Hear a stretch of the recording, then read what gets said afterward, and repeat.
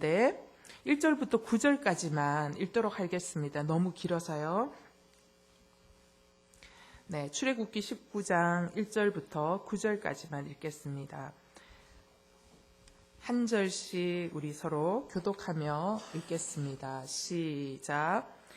이스라엘 백성들이 이집트를 떠난 지 셋째 날 되는 바로 그날에 그들은 시내 광야에 도착했습니다.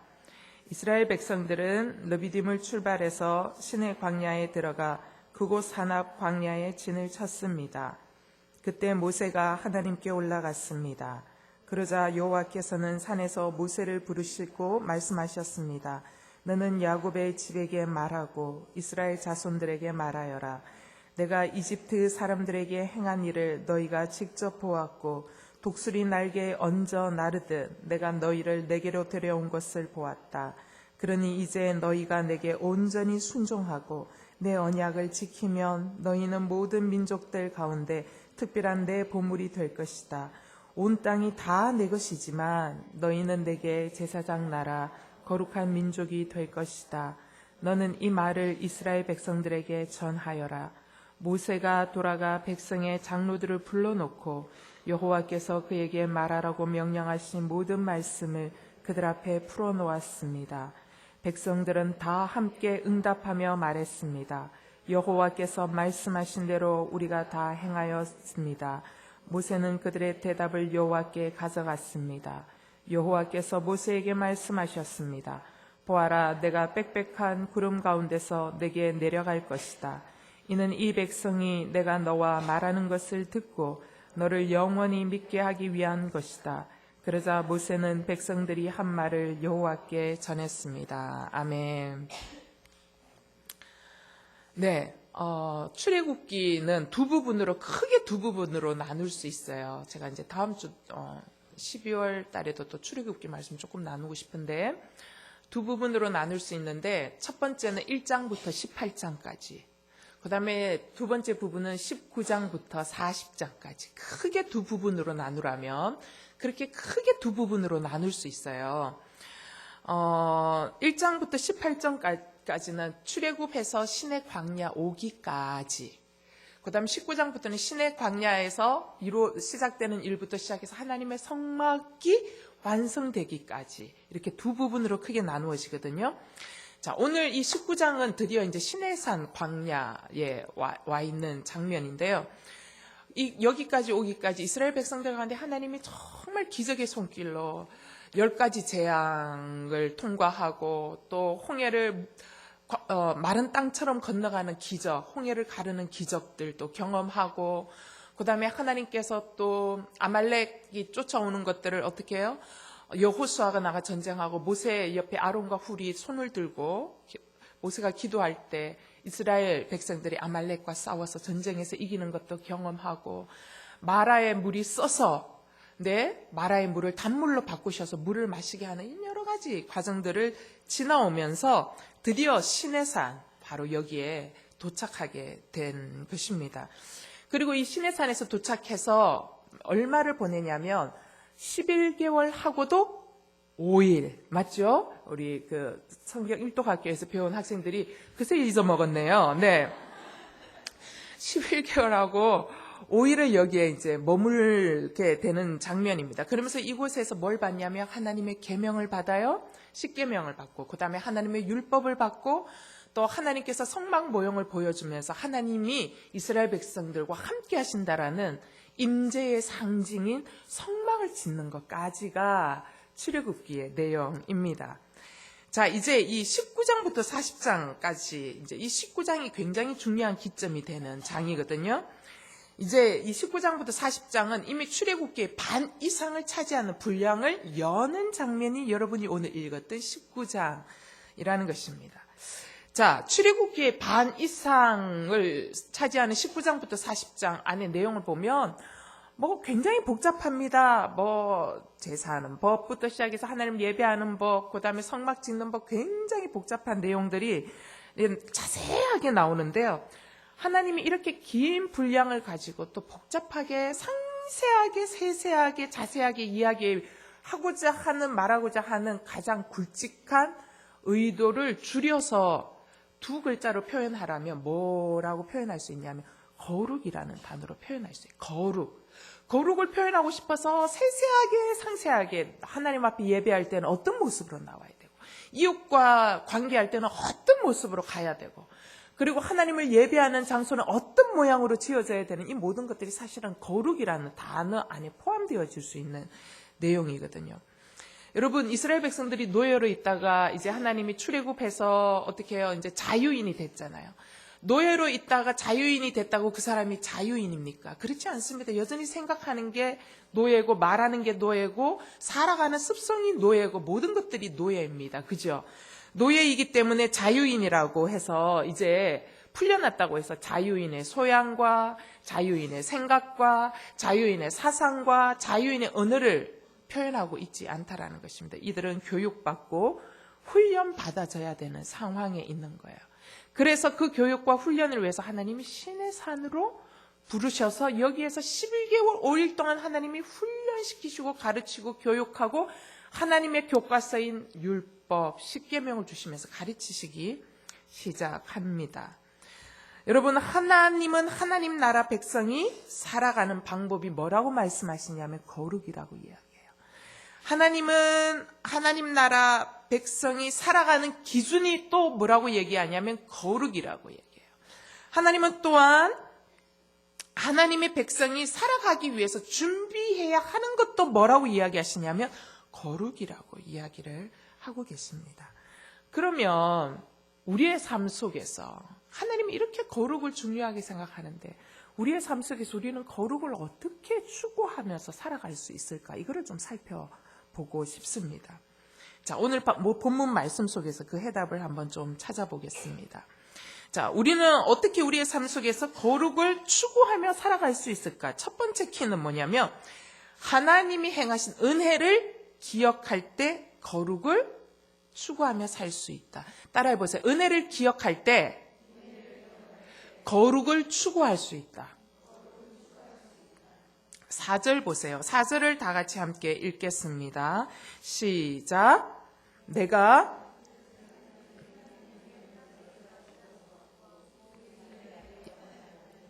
너희를 내게로 데려온 것을 보았다. 여기 장면에 보니까 하나님이 어떤 모습을 갖고 있냐. 하나님이 나를 업고 계시는, 날개에 얹어가지고 업고 계시는 모습을 우리가 볼 수 있습니다. 여러분, 하나님께서는 내 인생의 힘든 광야길을 지날 때 어떻게 하시냐면 나를 하나님의 등 뒤에 업고 태워서 가신다라는 것입니다. 이 독수리 날개에 얹었다라는 이 표현이요, 나중에 신명기 8장에 가면 너희의 의복이 헤어지지 않았고 너희의 신발이 부러뜨지도 않았고 너희의 발이 부러뜨지도 않았고 너희 의복이 헤어지지도 않았고 너희 신발이 헤어지지도 않았고 뭐 이런 이야기로 나오거든요. 그게 하나님의 날개 위에 이스라엘 백성들을 광야를 통과하면서 얹고 오신, 날개 위에 얹어가지고 오신 모습을 더 상세하게 표현한 장면입니다. 자, 여러분, 난 여러분에게 묻고 싶습니다. 하나님께서 나를 하나님의 독수리의 날개 위에 얹고 나르셨던 기억이 여러분 가운데 있는지 모르겠습니다. 여러분, 저는요, 하나님이 당신의 날개 위에 저를 얹고 나르셨던 기억이 너무너무 많아요. 하나님의 독수리의 날개 위에 얹고 나르셨다라는 이 기억이 많다는 이야기는 뭐예요? 제 인생이 평탄했다는 건가요? 굴곡이 많았다는 건가요? 굴곡이 많았다는 거예요. 제 인생이 힘들었다는 얘기예요. 고난의 광야의 길을 통과하는 시간이 길고 혹독하고 지금도 여전히 때로는 광야의 길을 지나가는 시즌을 맞이할 때가 있지만 그러한 시간이 많았다는 거예요. 그러한 경험들이. 그런데 그러한 경험들이 내게 썬뿌리로 자리를 잡고 있냐? 그렇지 않다는 거예요. 내게 너무나 아름다운 추억으로 자리 잡고 있는 거예요. 왜? 나는 하나님의 등 뒤에 타고 날아갔던 기억들이 너무 많기 때문입니다. 여러분, 때로는 내 인생 가운데 건널 수 없는 강이 있는 거예요. 도저히 건너려고 시도해봐도 도저히 건널 수 없는, 발만 대면 휩쓸려 갈 것 같은 건널 수 없는 강이 내 앞에 가로막고 있을 때에 도저히 건널 수 없어서 망연자실하면서 눈물을 흘리고 있을 때 하나님이 나를요, 당신의 날개 위에 착 얹어서 이 강을 어떻게 건너지 했는데 제가 그 강을 건너온 거예요. 기적 같은 방법으로, 신명막측한 방법으로, 예상치 못한 방법으로 그 강을 건너게 하신 거예요. 주님의 독수리 날.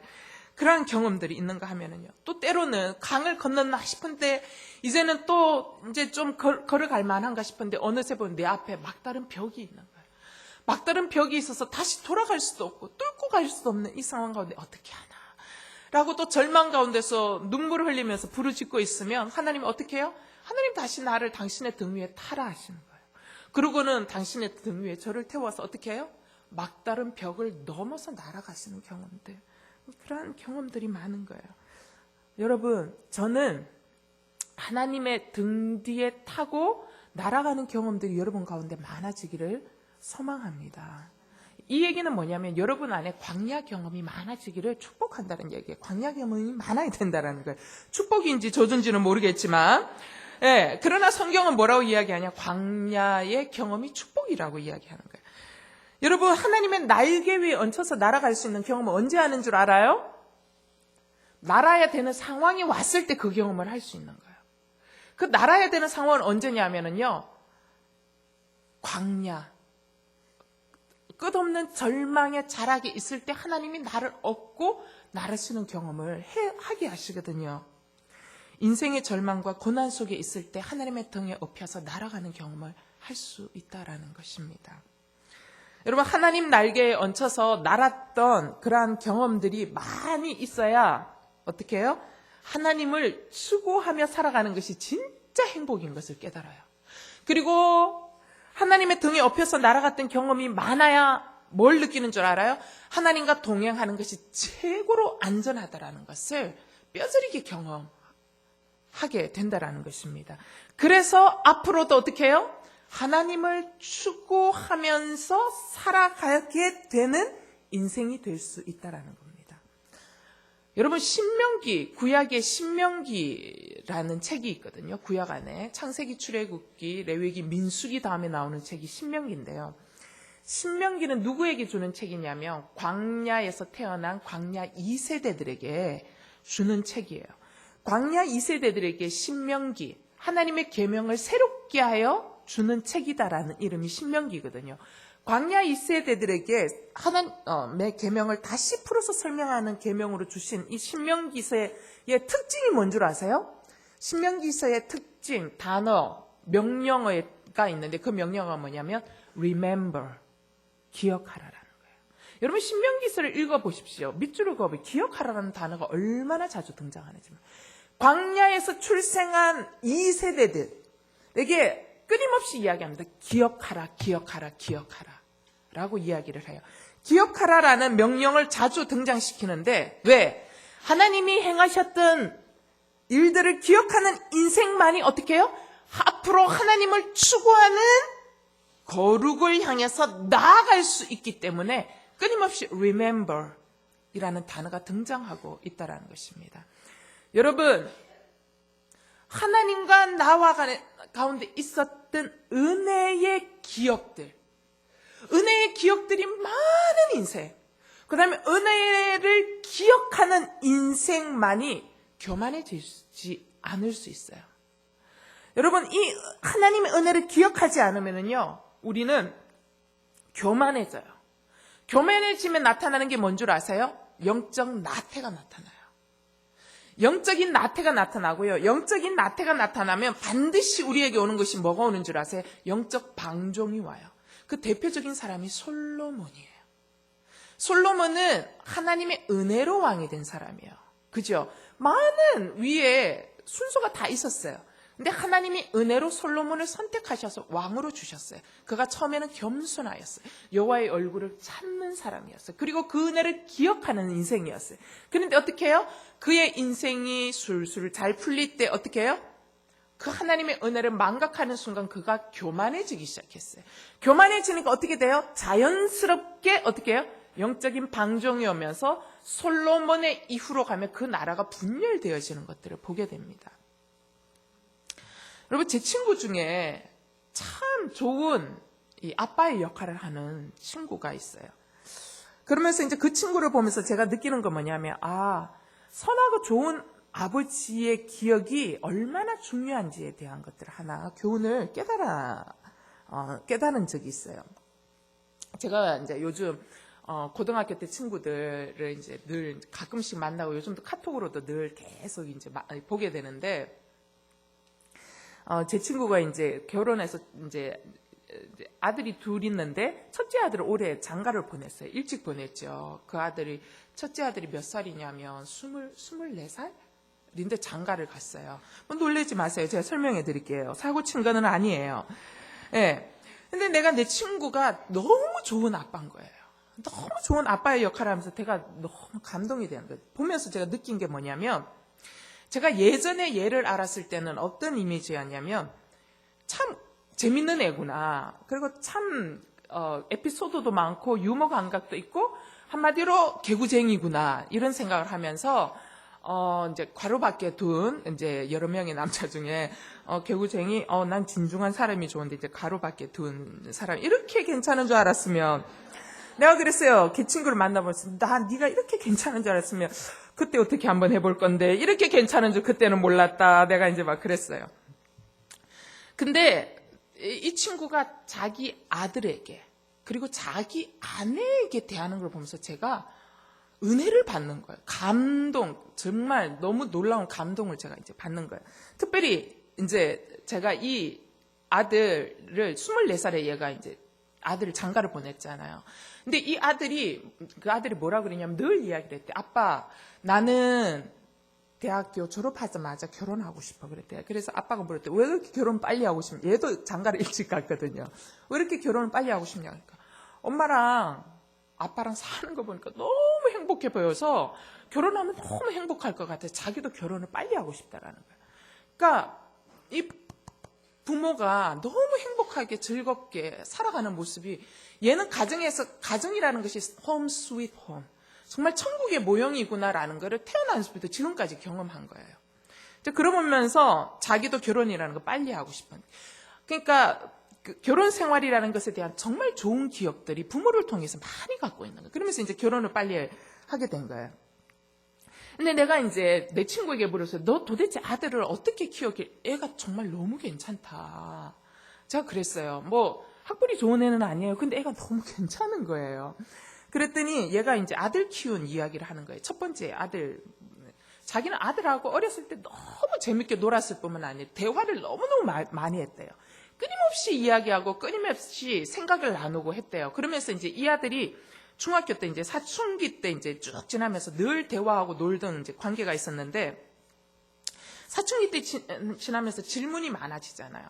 질문이 많아지니까 자기가 대답할 수 있는 것도 있고, 어떤 때는 애가 질문이 너무나 날카로우니까 예리하니까 자기가 대답할 수 없는 것들도 있더래요. 그러면은 자기가 이제 그 책판을 서점에 가서 여기에 맞는 질문이 뭘까 하면서 책을 이제 골라서 찾다가 책을 발견하면 아빠인 얘가 먼저 책을 쭉 읽는 거예요. 읽고는 자기 아들에게 도움이 될 만한 곳에 밑줄을 끊는 거예요. 밑줄을 그어 놓는데요. 밑줄을 긋고 거기에다가 포스트잇을 붙여 놓는데요. 그러면서 자기가 감동받았던 구절 밑에다가 적는데, 자기가 왜 이 구절에 감동받았는지, 아빠인 자기가. 내가 이러이러한 이거를 보면서 내가 이러이러한 부분이 굉장히 감동을 받고 뭐 도전을 받았다. 그래서 너는 이 구절을 보면서 어떤 생각을 할 것인지 궁금하다. 아빠 생각에는 너에게 이 구절 속에서 너에게 이런 질문을 하고 싶다라는 자신이 감동받은 이유와 아들에게 묻는 질문까지 거기에다 같이 넣는 거예요.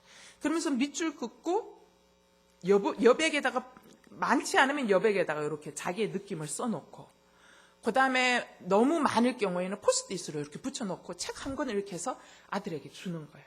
같이 읽자고. 그러면서 읽고 난 뒤에 아들과 또 이제 책에 대해서 이제 서로 토론을 이제 하는 거예요. 여러분, 너무 좋지 않아요? 그래서 아들과 생각을 공유하는 너무 좋은 아빠인 거예요. 근데 또 아내하고는 어떻게 지내냐면, 아내가 저보다 한 해 위에 선배예요. 연상인 누나를 만나서 결혼했는데, 얼마나 재밌게 보내냐면 요즘 맨날 그 사이클, 틈이 날 때마다 사이클로 어디부터 어디까지, 뭐 낙동강 어디까지 뭐 이렇게 일주하고 맨날 카톡에다가 사진 올려놓고 뭐 어떻게 다녔다 뭐 이러면서 이제 하는 거예요. 그래서 우리가 아내 너무 고생시키지 말라고 하면서 아내와 수시로 배낭 메고 중간중간에, 왜냐하면 얘가 목사거든요. 그 다음에 고등학교 미션 스쿨, 그거 교목이에요. 그러면서 주말에는 미션 스쿨 안에 있는, 그 학교 안에 있는 교회를 섬기는 목회자예요. 그러니까는 짬짬이 아내 왕제 그런 일들을 하는 거예요. 그런 좋은 추억들을 이제 만드는. 제가, 야, 대단하다. 그거 하려면 보통 열심이 아니다.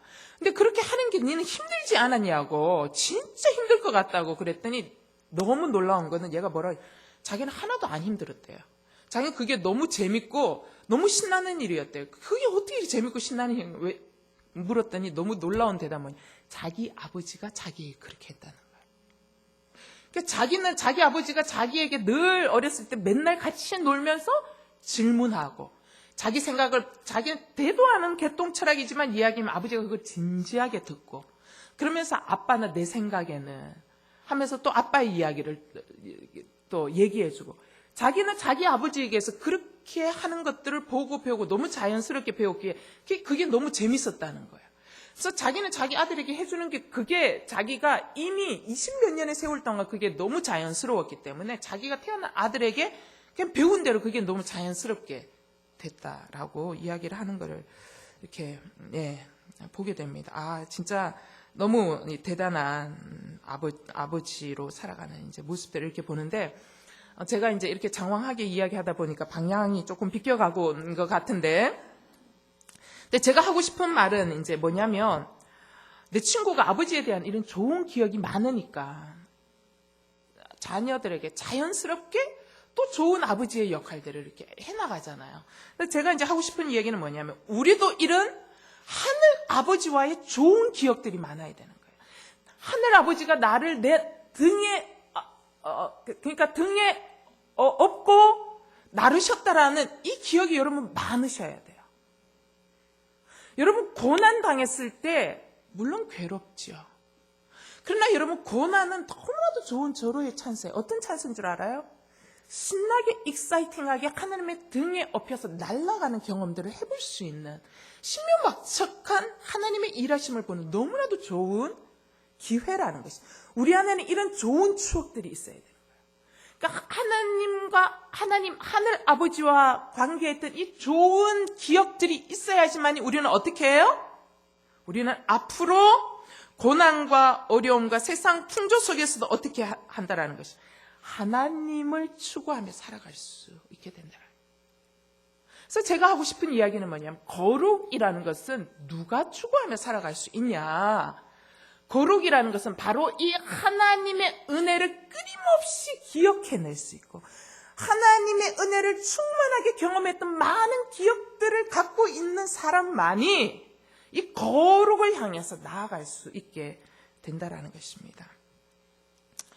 여러분 세상 살다 보면 하나님 방법대로 구별돼서 살아가는 게 얼마나 어려운지 아세요? 정말로 이게 너무너무 어려운 걸 우리가 절감해요. 그래 가끔은 포기하고 싶을 때가 진짜 우리 안에 솔직하게 있습니다. 그죠? 이 세상에서 저 옆집 아줌마는 예수도 모르고 하나님의 은혜도 모르고 하나님의 등에 업고 간 경험도 없기 때문에 어떻게 해요? 자기 힘대로 자기 승질대로 자기의 경험대로 그냥 막 사는 거예요. 근데 나는 어떻게 해요? 하나님의 은혜를 경험했잖아요. 하나님의 놀라운 사랑을 경험했잖아요. 그러니까 뭐예요? 그 사랑을 경험했기 때문에 내가 막 살아서는 안 된다라는 걸 우리가 알고 있는 거예요. 그러다 보니까 구별되게 살다 보니까 어떻게 해요? 우리 안에 선택의 폭이 어떻게 해요?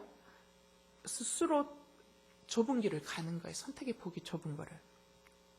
그래서 하나님 방법 포기하고 싶지만 어떻게 해요? 하나님의 은혜를 기억할 때 어떻게 해요? 세상을 향하던 발걸음을 접고 하나님을 향해서 다시 걸어가게 된다라는 것입니다. 두 번째, 우리가 거룩을 어떻게 추구하며 살아갈 수 있는가? 두 번째, 하나님의 불을 경험할 때 거룩을 추구하며 살 수 있다. 따라해보세요. 하나님의 불을 경험할 때 거룩을 향해 살 수 있다. 9절 봅시다. 9절 다 같이 읽겠습니다. 시작. 여호와께서 모세에게 말씀하셨습니다.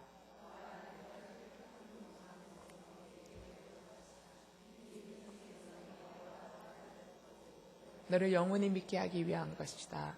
그러자 모세는 백성들이 한 말을 여호와께 전했습니다. 그리고 그 아래에 오늘 읽지 않았지만 18절 한번 성경을 찾아볼까요? 18절에 이스라엘 백성들에게 등장한 모습이 나와요. 18절 다 같이 읽겠습니다. 시작. 시내산은 온통 연기로 뒤덮여 있었습니다. 이는 여호와께서 불로 시내산 위에 내려오셨기 때문입니다. 연기가 화로 연기처럼 위로 치솟아 오르고 산 전체는 몹시 흔들리며, 여기까지요. 여러분, 모세가 하나님 신 경험을 어디서 한 줄 아세요? 시내산에서 했어요. 호렙산. 예, 바로 이 시내 광야에서 경험하거든요. 이 호렙산에서 하나님의 불, 호렙산이 다른 이름이 시내산입니다, 여러분. 하나님의 불을 경험하는데 이 불붙은 떨기나무 가운데서 하나님의 임재를 경험하지 않았습니까? 제가 출애굽기 설교하면서 이 불붙은 떨기나무 가운데서 하나님의 임재를 경험하면서 어떻게 모세의 삶이 완전히 180도로 뒤바뀝니다. 그죠? 완전히 바뀌어서 어떻게 돼요? 무기력하게 살았던 광야 양치기의 삶에서 모세가 어떻게 바뀝니까? 하나님의 말씀에 붙들린 삶으로 완벽하게 전환하게 됩니다. 여러분, 사람이 게으른 것 있잖아요. 게으른 것에 대한 처방은 내가 이제부터는 게으르게 살지 말고 부지런히 살아야지 하고 우리가 결단을 해요. 여러분, 게으름에 대한 처방은 절대로 결단이나 결심으로는 되지 않는다라는 것입니다. 게으름에 대한 처방은 뭐냐면 결심이 아니라 뭐예요? 내 안에 뭘 발견해야 되냐면 불꽃을 발견해야 되는 거예요. 내 안에 불꽃.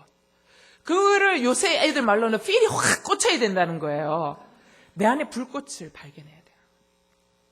누가 부지런해질 수 있냐면요, 내 내면에 불꽃이 있는 사람이 부지런해질 수 있어요. 누가 열심히 발로 뛰냐? 불꽃을 발견한 사람이 열심히 발로 뛰는 거예요. 지금 이스라엘 백성들이요, 모세가 하나님의 신 경험을 한 바로 그 장소 시내산에서 모세와 같은 불로 임재하시는 하나님을 지금 만나고 있는 거예요. 그래서 하나님이 이러한 같은 불로 임재하시면서 이스라엘 백성들에게 어떻게 하기를 원하시냐면 노예 근성이었던 이스라엘 백성들을 하나님의 거룩한 백성으로 삶의 방향을 완전히 바꾸어 놓고 싶어 하신다라는 것입니다. 여러분, 하나님의 불은 우리의 삶을 송두리째로 바꾸실 수 있습니다. 맞습니까? 그 예가 저예요. 하나님의 불꽃이 저마다해서 저는 제 인생이 완전히 180도로 바뀌었거든요. 어제의 나와 오늘의 날이 완전히 바뀌었어요. 세상이 뒤집어지는 경험을 제가 했습니다. 여러분, 우리가 거룩이 중요한지 몰라서 거룩이 어렵냐? 그렇지 않다라는 거예요. 거룩을 추구할 능력이 없어서 거룩이 어려운 거예요. 여러분, 그러면 거룩을 추구할 수 있는 능력은 어디에서 오냐? 하나님의 불에서 옵니다. 여러분, 세상 속에서 거룩을 추구하려는 우리 모두에게는 그래서 뭐가 필요하냐면 하나님의 불이 필요하다는 거예요. 여러분, 우리 가운데 왜 예배의 감격이 사라진 줄 아세요? 여러분, 우리 안에 왜 기도가 힘이 들고 재미없어진 줄 아세요? 여러분, 우리가 왜 자꾸 예배에 지각하는 줄 아세요? 마음속에 불꽃이 사라졌기 때문이에요. 불꽃이 없어서 그래요. 나는 여러분에게 묻고 싶습니다. 여러분에게 성령의 불이 있습니까? 여러분, 우리는 가끔씩, 자주 착각하는 게 있어요. 어떤 거 착각하는 줄 아세요? 내가 기름 부으심이 없이, 내 안에 불꽃이 없이 일하는 분주함을 충성이라고 착각하는 경향이 있어요. 여러분, 기름 부으심이 없는 분주함은 절대로 충성이 아닙니다. 충성은 기름 부으심이 있어야지만이 충성할 수 있는 거예요. 여러분, 하나님의 불이 우리에게 임하면은요, 이전에 그렇게 세상에 재밌던 것들이 너무 재미없게 느껴지는 거예요. 여러분, 제가 하나님의 불을 경험하기 전에 뭐가 제일 재밌었는 줄 알아요? 이거 재밌었고요. 그 다음에 뭐가 재밌었냐면요, 미친 듯이 춤추는 거 있잖아요. 이거 이렇게 번쩍번쩍하면 춤 못 춰도 이렇게 되게 잘 추게 보이거든요. 제가 왕년에 대학교 때부터는 거룩한 신부처럼 살았지만 고등학교 때 왕년에 심하게 놀았거든요. 그래서 방과 후에는 언제나 이렇게 하고 그다음에 이렇게 춤추러 다니고 이제 막 그랬었어요. 인생이 너무 허무해서 이 허무를 벗어보고자 너무 괴로워서 거기에 이제 막 몰입해서 살아본 거예요. 근데 내가 성령의 불을 경험했잖아요. 예수를 만났잖아요. 예수 그분 성령의 불을 딱 경험하고 난 뒤에 집에서 TV를 하는데 그때가 토요일은 즐거워라는 프로그램이 있었어요. 아세요, 여러분? 이 나이 차이가 그때서는 토토질이라는 게 있었어요. 토요일 날 때 하는데 가요 프로그램을 이렇게 틀어놓고 있는데 저희 오빠가 가요 프로그램을 틀어놓고 막 신난다 하고 보고 있는데 그 가요 프로그램 브라운관 안에서 막 이렇게 여자들이 나와가지고 아니 말면서 막 이렇게 춤추면서 막 하고 막 몸을 비틀면서 막 이렇게 하잖아요. 근데 예전에 그거 보면서 그래 나 그걸로 저거 연습해야지 나 저걸 한번 애들인데 한번 저기 훅 가게 해야지 하면서 그런 거 보면 연습했었거든요. 근데 거기에 성령의 불을 받고 난 뒤에 거기에서 춤을 추는데 어떤 게 연상되는 줄 와 지옥불에서 뜨겁다고 하는 장면이 저 장면이겠구나. 아 뜨거워 있잖아요. 이거 진짜로 그게 이게 확 오버랩되면서 아 뜨거워 하는 장면으로 보이는 거 있잖아요.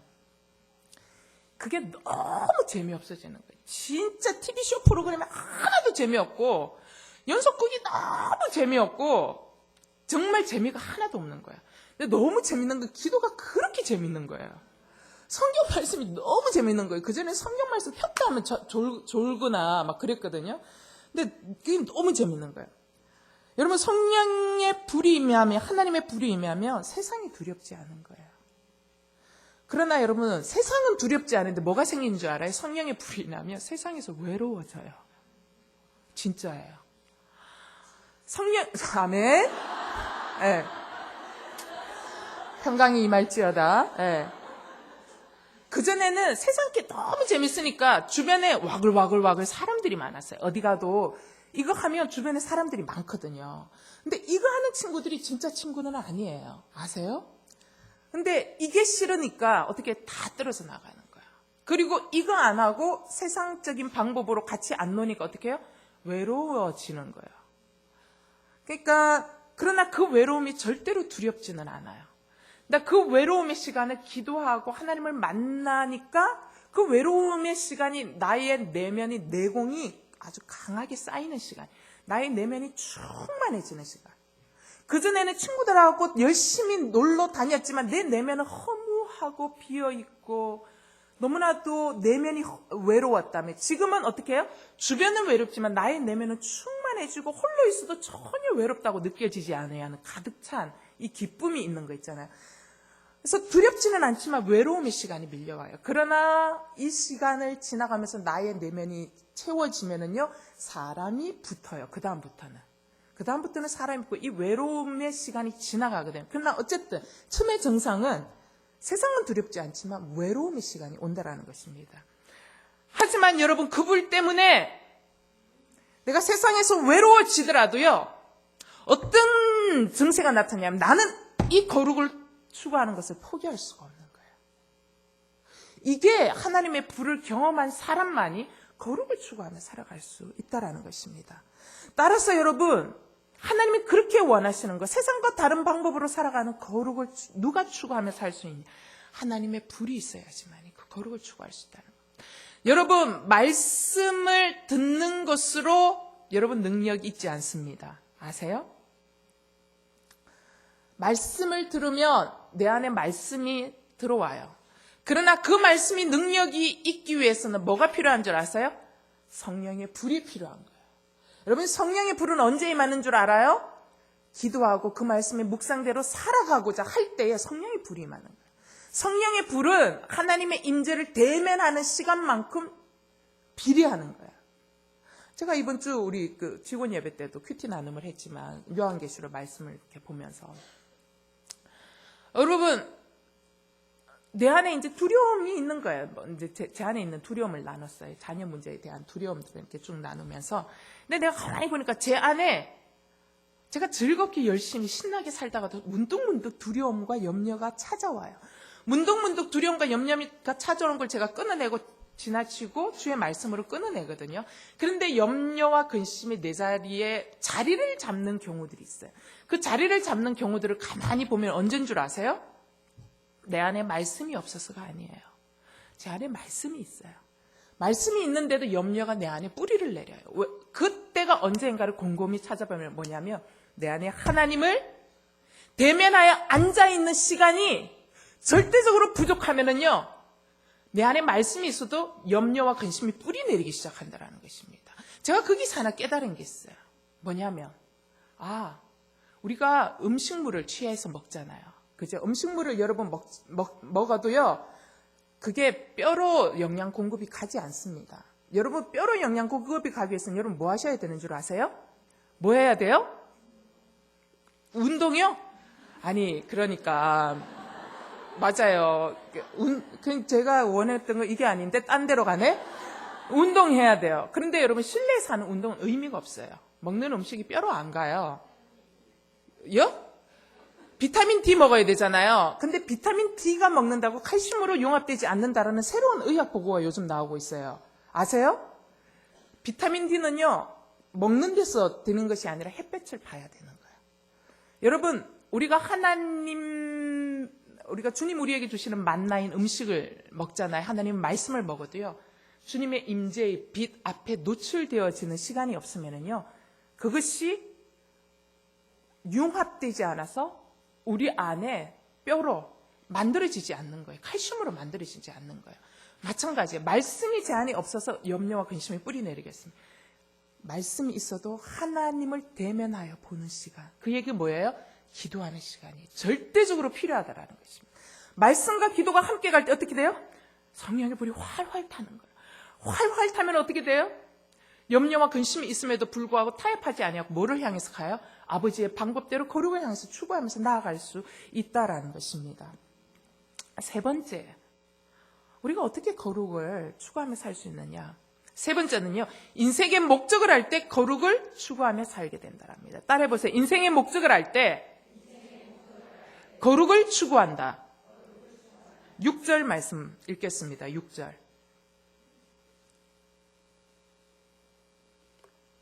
시작. 너희는 내게 제사장 나라 거룩한 민족이 될 것이다. 너는 이 말을 이스라엘 백성들에게 전하여라. 여러분, 인생은요, 먹고 살아야 되는 거예요. 먹고 살아야 되는 거기 때문에 먹고 사는 게 중요해요. 하지만 여러분, 인생이 단지 먹고 사는 것에만 있다면 여러분, 우리의 인생이 횟수를 연장하는 것 외에는 무슨 의미가 있겠냐라는 것입니다. 인생은 생존 그 이상이라는 것이죠. 여러분, 먹고 살아야 하지만 이 생존에는 목적이 있다라는 것입니다. 하나님께서 이스라엘 백성들에게 가르치고 싶었던 것이 바로 이거예요. 너의 인생에게 목적이 있다. 어떤 목적? 노예였던 너희를 은혜로 구원한다는 이유가 있다. 뭐냐? 바로 잘 먹고 잘 살라고 구원한 것이 아니고 뭐라고요? 열방 중에 거룩한 백성이 되어 하나님의 영광을 드러내요. 열방이 너희를 통하여 하나님이 나에게로 돌아오도록 하는 거룩한 제사장의 나라가 되도록 하는 것이 나의 목적이다라는 것입니다. 여러분, 부자는 부자로서의 의무가 있죠. 노블리스 오블리제라는, 그죠? 부유한 돈을 갖고 있는 사람은 왜 돈이 있냐? 돈이 주는 목적이 있다라는 것입니다. 나누라는 목적이 있거든요. 여러분, 구원받은 사람은 왜 우리에게 구원을 주셨냐? 구원받은 자의 의무가 있는 거 뭐예요? 구원을 먼저 깨달은 사람이 어떻게 해요? 구원 얻지 못한 사람들에게 또 어떻게 해요? 구원의 통로를 열라라는 목적이 있는 거예요. 여러분, 오늘 우리 사회가 다들 행복하지 않다고 얘기해요. 아까 우리 기도했던 권사님 이야기처럼 행복하지 않다고 그래요. 우리 사회가 왜 불행할까? 목적이 수단을 장악한 것이 아니라 수단이 완벽하게 목적을 장악했기 때문에 우리 사회가 하나도 행복하지 않은 거예요. 여러분, 지금 우리 한국 사회는요, 수단이 얼마나 그 발전이 급진적인지 몰라요. 예를 들면 SNS 급진적으로 발전하고 있죠. 그 다음에 스마트폰 계속 발전하고 있습니다. 운동할 때라도 놓고 하는 것이 아니라 집에 놓고 오면 어떻게 손목이라도 차고 운동해라. 그죠? 뭐 이런 거. 그 다음에 유튜브라든가 이러한 이 수단들이 진화의 속도가 엄청나게 빨라요.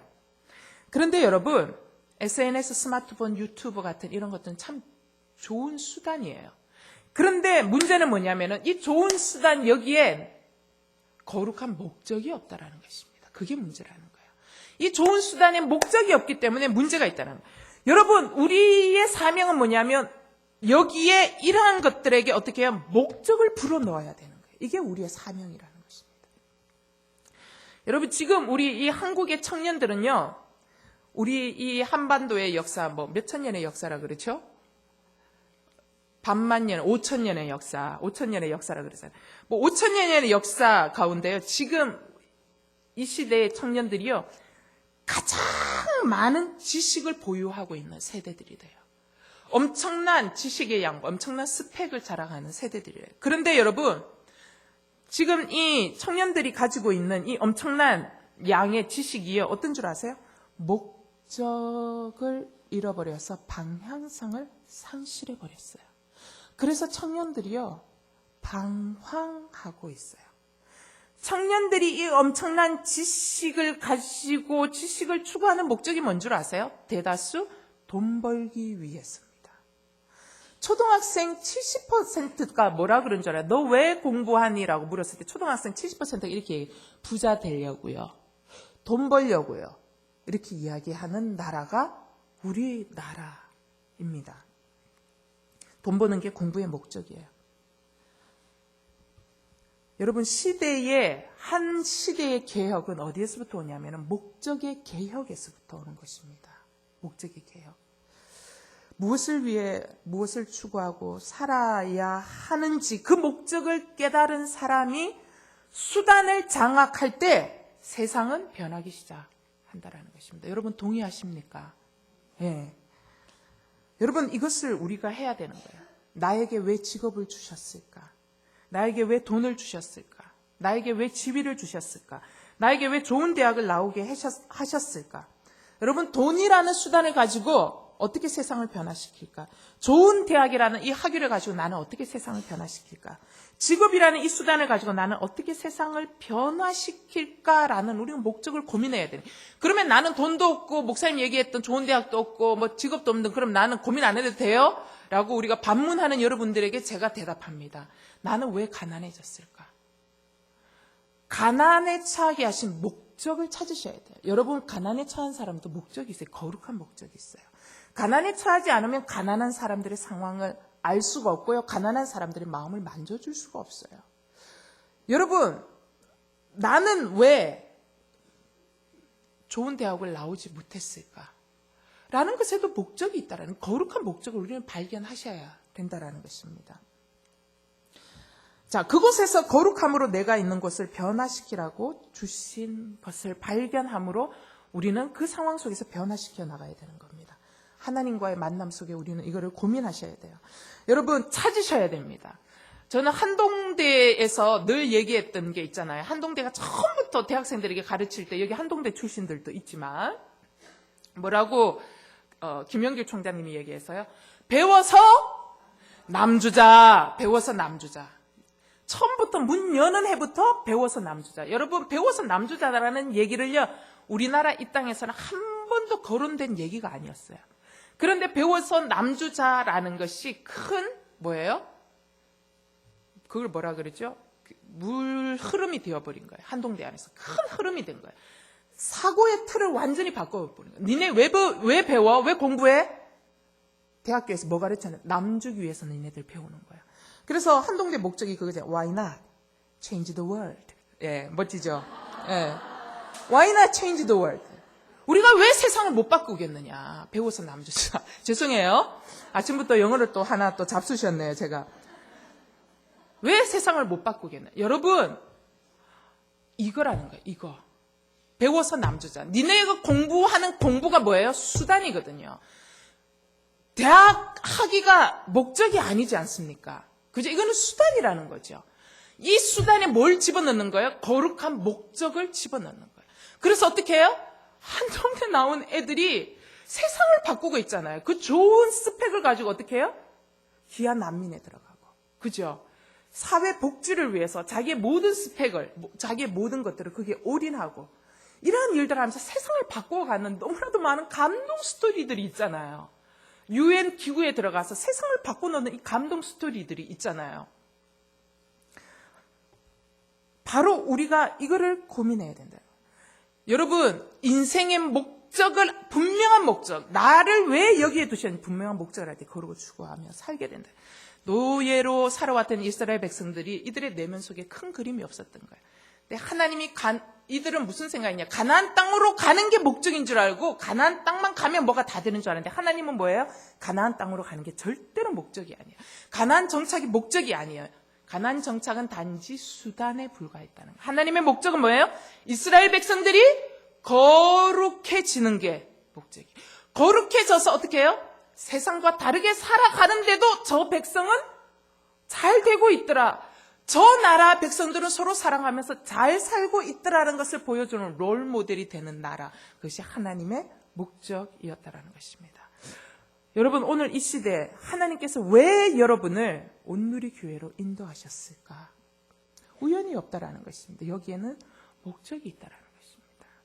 여러분, 그것도 하필, 왜 하필 김정희 목사가 여성사역 목사를 있을 때 나를 인도하셨을까? 여러분, 여기에도 목적이 있다라는 것입니다. 여러분, 훈련하는 목적이든지 하여튼 목적이 있다라는 거예요. 여러분, 오늘 이 시대에 하나님은 왜 나의 남편을 그 회사로 인도하셨을까? 여기에도 목적이 있다라는 것입니다.